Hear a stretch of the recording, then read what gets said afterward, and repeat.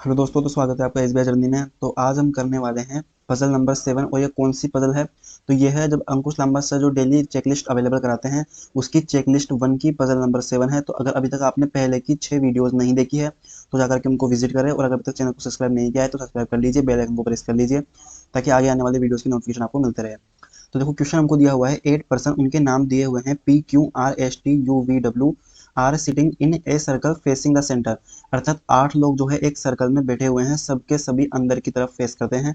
Out of which 4 person, मतलब 8 लोगों में से जो 4 पर्सन है are from the same family, ये 4 लोग जो है तो वो सेम फैमिली से है। उसके बाद देखो कंडीशंस दी हुई है। तो देखो फैमिली की बात कर रहे हैं तो मैं थोड़ा सा ब्लड रिलेशन आपको बता देता हूँ कि मैं कंडीशंस को किस प्रकार से डिनोट करूंगा। अगर मान लो एक जनरेशन ऊपर या एक जनरेशन नीचे है कोई, जैसे कि मैं कह दूं कि पी जो है वो क्यू का बेटा है, तो इसका मतलब क्या हुआ कि क्यू जो है वो पी का फादर हुआ। इनका मतलब इन दोनों के बीच में एक जनरेशन का गैप है। तो जब भी किसी के बीच में एक जनरेशन का गैप होगा तो मैं उसको ऊपर लिख करके इनके बीच में एक साइन बना दूंगा। तो इसका मतलब क्या हुआ कि पी का पेरेंट जो है वो क्यू है, चाहे वो मदर हो चाहे वो फादर हो।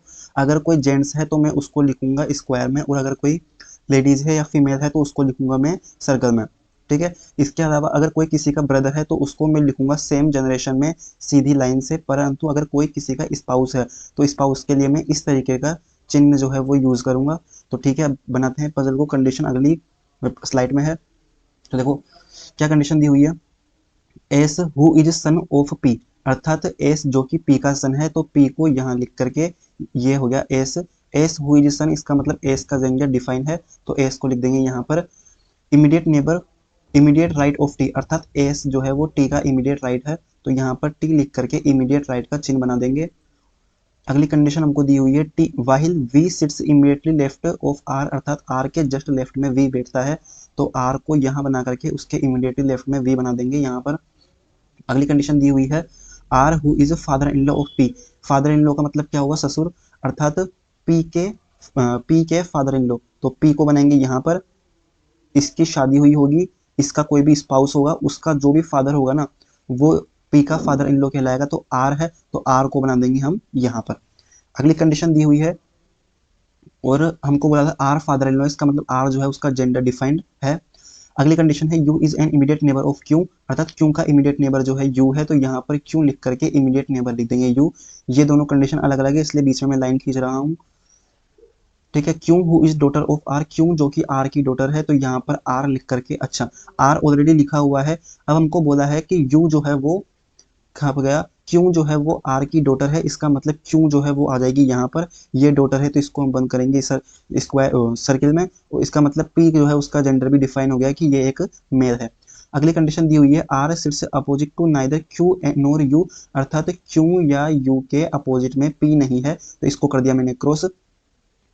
और इसको मैं इस प्रकार से डिनोट कर रहा हूँ ताकि जेंडर का फर्क ना पड़े, मतलब जेंडर बीच में ना आए। P is not immediate neighbour of you, you के पास में पी नहीं होना चाहिए, तो यहाँ पर यू लिख करके पी जो है उसको क्रॉस कर देंगे। अगली कंडीशन पढ़ते हैं R is an immediate neighbour of Q, Q के पास में आर होना चाहिए, तो क्यू को यहाँ लिख करके आर हो जाएगा। And Q has no sibling, अर्थात क्यू के कोई भी भाई बहन नहीं है, तो देखो यहाँ पर हमने जहाँ भी क्यू बनाया ना उसके देखो कोई भी भाई बहन नहीं है। और एक बात और देखो, यहाँ पर एक जेंडर डिफाइन था कि एस का पेरेंट जो है ना, मतलब एस जो है वो पी का सन है, तो देखो पी जब यहाँ पर है तो यहाँ पर तीर का निशान लगा करके एस जो है वो लिख देंगे यहाँ पर। इसका जेंडर भी डिफाइन है। इस प्रकार से हमारा ब्लड रिलेशन जो है वो तो हो चुका है कंप्लीट। इसको अब यहाँ से हटा देते हैं। ब्लड रिलेशन हमारा ये इस पूरे के पूरे बॉक्स में जो है ये हमारा ब्लड रिलेशन है। अब पजल को सोल्व करते हैं। हमको बोला गया था 8 लोग जो है वो सर्कल में बैठते हैं और सभी लोग सेंटर की तरफ फेस कर रहे हैं, तो मैं इसको बनाऊंगा थ्रेड मेथड में। तो 1 2 3 4 5 6 7 8 लोग बैठे हुए हैं। अब देखो पजल को हम कहाँ से स्टार्ट कर सकते हैं, जहाँ से हमको मैक्सिमम टू मैक्सिमम कंडीशन दिखाई दे। तो देखो कहाँ से हम इसको लिख सकते हैं। यस, हमको यहाँ पर बोला गया था कि क्यू के पास में यू होना चाहिए, तो देखो सबसे पहले हम बनाते हैं क्यू को। अब क्यू के पास में यू जो है वो यहाँ भी आ सकता है, यू जो है वो यहाँ भी आ सकता है, तो किसी भी एक पॉसिबिलिटी को लेकर के स्टार्ट कर देते हैं।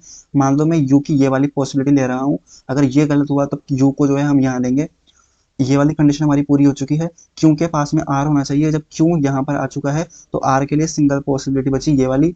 ये कंडीशन भी हमारी पूरी हो चुकी है।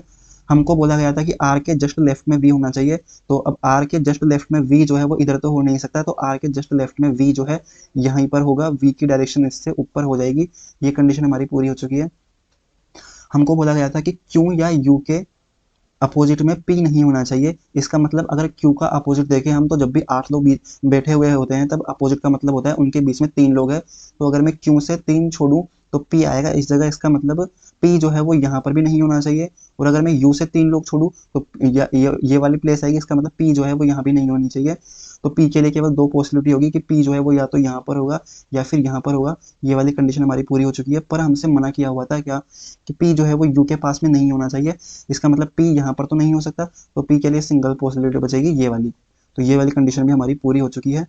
अब केवल लास्ट कंडीशन बची हुई है कि टी के जस्ट राइट में एस होना चाहिए। तो इसके लिए एक ही जगह बची हुई है, टी को यहाँ रखेंगे, एस जो है उसको यहाँ रखेंगे। सभी की डायरेक्शन जो है वो सेंटर की तरफ है, तो इसको ऊपर कर देंगे। ठीक है, ऊपर डायरेक्शन को लिख देंगे हम सेंटर। अब केवल एक पर्सन का नाम बचा हुआ है, केवल एक पर्सन का नाम बचा हुआ है। क्या नाम बचा हुआ है? डब्लू। तो डब्लू को लिख देंगे यहाँ पर। पजल सोल्व हो चुकी है।